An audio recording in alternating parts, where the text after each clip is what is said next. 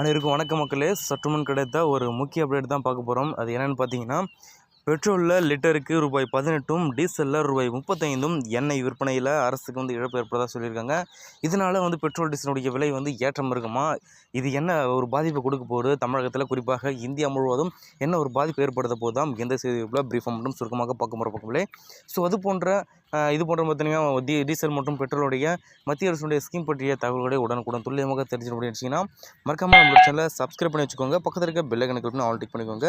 And முக்கியமான விஷயம், video skip பண்ணால் பாருங்கள். அப்போ தான் நான் சொல்கிற தகவல் என்னட்டு உங்களுக்கு முன்னாடி இப்போ வாங்க வீடியோக்குள்ளே பார்க்கலாம். இதன் பொறுத்த மட்டும் இந்த செய்தி குறிப்பில் என்ன சொல்ல வராங்க அப்படி கேட்பீங்கன்னா, எரிபொருள் விலையை அரசு உயர்த்தாமல் விற்பனை செய்வதால் பொதுத்துறை எண்ணெய் நிறுவனங்களுக்கு பெட்ரோலில் லிட்டருக்கு 18 ரூபாயும், டீசலில் லிட்டருக்கு 35 ரூபாயும் நஷ்டம் ஏற்படுவதாக அறிக்கை வெளியிட்டிருக்காங்க. இதில் Indian oil, Bharat petroleum, Hindustan petroleum ஆகிய பொதுத்துறை எண்ணெய் நிறுவனங்கள் கடந்த 2022ஆம் ஆண்டு குறிப்பாக ஏப்ரல் முதல் பெட்ரோல் டீசல் விற்பனை விலையை மாற்றாமல் வைத்துள்ளன அப்படின்ட்டு சொல்ல வராங்க. இதனுடைய பாதிப்பு என்ன அப்படின்னு பார்க்க போனீங்கன்னா தான், இதற்கிடையில் ரஷ்யா உக்ரைன் போர், அமெரிக்க இஸ்ரேல் காரணமாக சர்வதேச எண்ணெய் குறிப்பாக கச்சா எண்ணெய் விலை கடுமையான ஒரு ஏற்ற இறக்கங்களை கண்டது.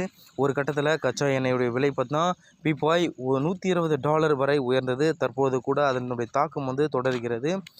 ஸோ இது குறித்து தான் பார்த்தீங்கன்னா மக்களுடைய ஒரு பொதுவான கருத்து என்னன்னு சொல்ல வராங்க அப்படி கேட்க போனீங்கன்னா, பெட்ரோல் டீசலுடைய ஏற்றாமல் இருக்கிறது தான் ரொம்ப நல்லது.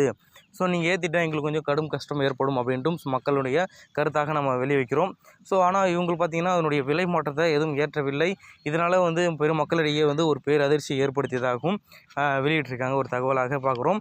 ஸோ இது போன்ற இன்ஃபர்மேஷன் பற்றிய, மழை பற்றிய மற்றும் இது போன்ற மத்திய அரசுடைய, மாநில அரசுடைய ஸ்கீம் பற்றிய தகவல்களை உடனுக்குடன் துல்லியமாக தெரிஞ்சு முடிச்சுன்னா மறக்காம நம்ம சேனலை சப்ஸ்கிரைப் பண்ணி வச்சுக்கோங்க. பக்கத்தில் இருக்க பெல் ஐக்கனை ஆல் டிக் பண்ணுங்க. நன்றி, வணக்கம் மக்களே.